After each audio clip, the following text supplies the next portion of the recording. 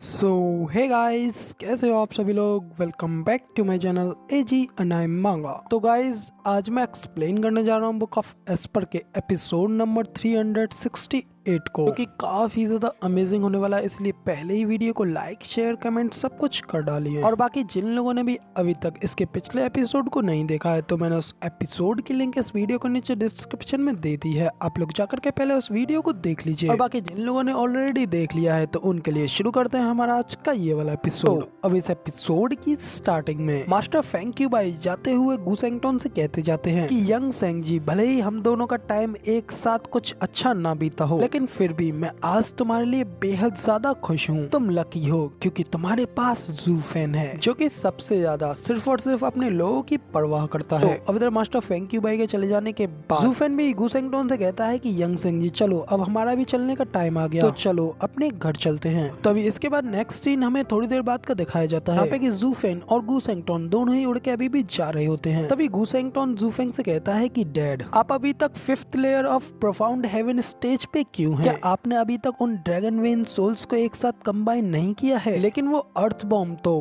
Peak radiant stage expert था। तो ये सुन जू फैंग भी हंसते हुए कहता है, यंग सेंग जी, कल्टीवेशन धीरे धीरे स्टेप बाय स्टेप होती है। ये तो हो सकता है कि मैंने उन सभी ड्रैगन वेन सोल्स को ले लिया हो, लेकिन उन सभी को रिफाइन करना इतना भी ज्यादा आसान नहीं है। और अगर ऐसा होता तो मैं अब तक इथेरियल स्टेज तक पहुंच गया होता, लेकिन इससे मेरी फ्यूचर कल्टीवेशन को भी कोई फायदा नहीं होता, और इस जिंदगी में मेरी फाउंडेशन कभी भी अच्छी नहीं हो पाती। मैं उस जगह तक पहुंचना चाहता हूं जिस जगह पर कोई भी मेरा मुकाबला करने के बारे में भी नहीं सोच पाए। मैं सिर्फ और सिर्फ पावर चाहता हूँ, ना कि कोई ट्रांजिटरी या फिर फेम। लेकिन किसी भी मामले में कल्टीवेशन का कोई स्ट्रक्चर नहीं है। यहाँ पे आपका रास्ता जितना ज्यादा तेज होगा वो उतना ही ज्यादा छोटा होगा। तो इधर गुसेंगटोन भी कहता है कि लेकिन डैड, उस अर्थवॉर्म को हराना सच में काफी ज्यादा मुश्किल था। यहाँ तक कि मैंने अपनी क्लीन की मेन फॉर्म में आकर के भी मैंने उसे कई सारी किक्स मारी, लेकिन फिर भी वो मरा नहीं। वो बार बार अपनी वॉन्ड्स को इजीली हील करता रहा। हमें उसे शुरुआत से बुद्धि जेड रूट बिल्कुल भी नहीं देनी चाहिए थी। तो जू फैंग कहता है कि नहीं, हमें वो करना पड़ा। 9 ड्रैगन डायमंड बॉडी की वजह से ही तो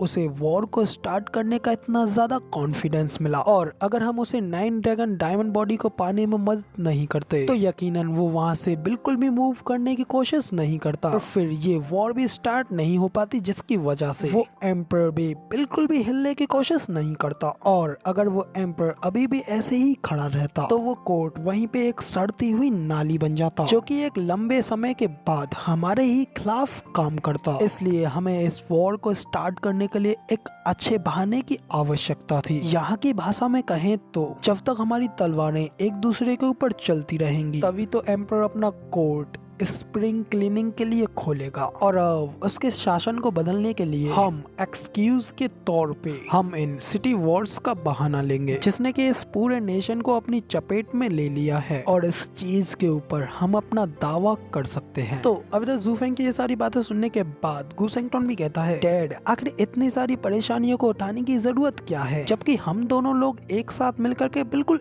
इनविंसिबल हैं। अब हमें यहाँ पे कोई नहीं हरा सकता। क्यों ना हम दोनों मिलकर के अभी के अभी एम्पीरियल कैपिटल को ही फ्लैट कर देते हैं, क्योंकि अब तो मेरा वो सड़ा हुआ बेकार सा प्रॉमिस भी हट चुका है। तो तब अब हम लोग देखेंगे कि वो कायर लोग हमारे साथ किसी भी तरीके का खिलवाड़ करने की हिम्मत कैसे करेंगे। तो अब इधर गुसेंगटोन की ये बात सुनने के बाद जू फैंग भी जोरों से हंसने लगता है और उससे कहता है कि यंग सेंग जी, यही तो वो कारण है जिसकी की वजह से तुम पिछली बार हार गए थे। मैं ये शर्त लगा सकता हूँ कि तुम्हें अगर उस सेज के हाथों धोखा नहीं मिलता, तब भी तुम एम्परर के ऊपर कब्जा नहीं कर पाते। अगर तुम्हारा मोटिव ही प्योर नहीं है, तो किसी चीज को पाने का क्या फायदा। बिना किसी अच्छे एक्सक्यूज के कोई भी आपकी बात नहीं सुनेगा, फिर भले ही चाहे तुम अपनी पावर से इस नेशन को खुद के लिए पालो। इसके अलावा अगर एक देश में बड़ा फार्मलैंड ही नहीं होगा, तो एक देश के होने का क्या ही फायदा। अगर आप चाहते हैं कि वो आपके ऑर्डर्स और आपके फार्म्स को सुने, तो आपको एक ग्रैंड पर्पस की जरूरत है, ताकि वो सभी आपके कदमों में इन सभी रिसोर्सेस को लेकर के आएं। और अगर यहाँ तक कि आप इस पूरे लार्ज डोमेन में सबसे ज्यादा स्ट्रॉन्गेस्ट हैं, तो क्या तुम खुद ही अपने लिए सामान को काटोगे और हार्वेस्ट करोगे? ज्ञानियों के एम्परर की बात करें तो उसके पास साल दर साल रिसोर्सेस का एक कांस्टेंट फ्लो रहता है। इस वजह से उसके पास रिसोर्सेज का भंडार लगा रहता है और इन प्रोत्साहनों इंसेंटिव्स के साथ कई सारे एक्सपर्ट्स उनसे जुड़ करके उनके नीचे काम करते हैं। इसी वजह से तो हर एक रूलर अपने दावे को सही ठहराने के लिए राइटियस जस्टिस पे ध्यान देता है। और अगर आप एक भगवान जैसे ही क्यों ना हो, फिर भी ये सामान अकेले ले जा पाना काफी ज्यादा हार्ड होगा। और अगर सच कहूँ तो ये इसके वर्थ इट भी नहीं है। यही कारण है कि आपको दिन के उजाले में इस सब कुछ को एक मुस्कुराहट के साथ चुरा लेना चाहिए। और अब जब हम इस बारे में बात कर ही रहे हैं तो इंपीरियल हाउस और सेवन हाउस वास्तव में काफी ज्यादा कपटी हैं। तो अब इधर इसके बाद जू फेंग और भी ज्यादा तेजी से आगे जाते हुए फिर कहता है कि वैसे यंग सेंग जी, तुम्हें अब इस समय अब तो और भी ज्यादा स्किल्स का पता होना चाहिए, है ना? तो गुसेंगटन भी ये सुन खुश होते हुए कहता है कि यप, अंकल ने मेरे इननेट स्ट्रेंथ को